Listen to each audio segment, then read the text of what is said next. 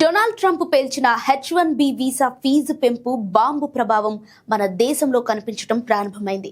ఈ దుష్ప్రభావం భారతీయ వివాహాలపై కనిపిస్తోంది. వీసా రుసుము సుమారు 88 లక్షలకు పెంచిన వెంటనే అమెరికాలో పనిచేసే NRI వర్లకు డిమాండ్ తగ్గింది.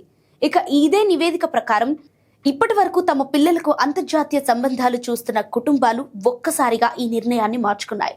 ట్రంప్ విధానాల కారణంగా NRIల ఉద్యోగ ప్రమాదం గురించి ఆందోళన చెందుతున్నాయి.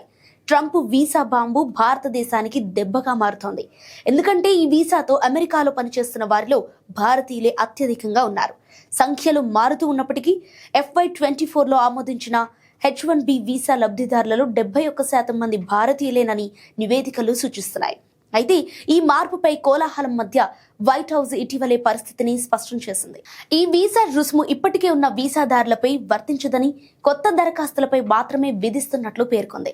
ట్రంప్ H1B వీసా ఫీజు నియమం గురించి వైట్ హౌస్ స్పష్టం చేసినప్పటికీ భయం కనిపిస్తోంది. ఎందుకంటే ముఖ్యంగా NRIలకు సంబంధాలు చూస్తున్న వారిలో ఈ నిర్ణయం భయాన్ని సృష్టించింది. NRI పౌరుల మధ్య వివాహాలపై అధికారిక ప్రభుత్వ గణాంకాలు అందుబాటులో లేనప్పటికీ ట్రంప్ ప్రకటన తర్వాత ఈ మార్పు విస్తృతంగా కనిపించింది.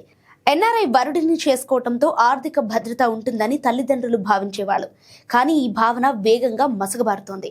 H1B వార్షిక ఫీజు పెంపు భారం మోయలేనంతగా ఉంటుందని నిపుణులు గతంలో అంచనా వేశారు. అయితే అమెరికాలో ఒక మధ్యస్థాయి ఇంజనీర్ సంవత్సరానికి $1,20,000 సంపాదిస్తే అందులో $1,00,000 వీసా ఫీజు అంటే 80% జీతం అక్కడే పోతుంది. సో దీనివల్ల అత్యధిక స్థాయిలో వేతనం పొందేవారు మినహా మిగిలిన వారు US వలస వెళ్లడం పెనుభారమే అవుతోంది. అమెరికాలో మాస్టర్స్, PhD పూర్తి చేసిన తర్వాత H1B వీసాలకు మారే కమ్యూనిటీలో కూడా భారతీయులదే ఆధిపత్యం. సో ఇప్పుడు ఈ పిడుగు లాంటి వార్త వారి కెరీర్ అవకాశాలకు భారీగా గండి కొట్టనుంది.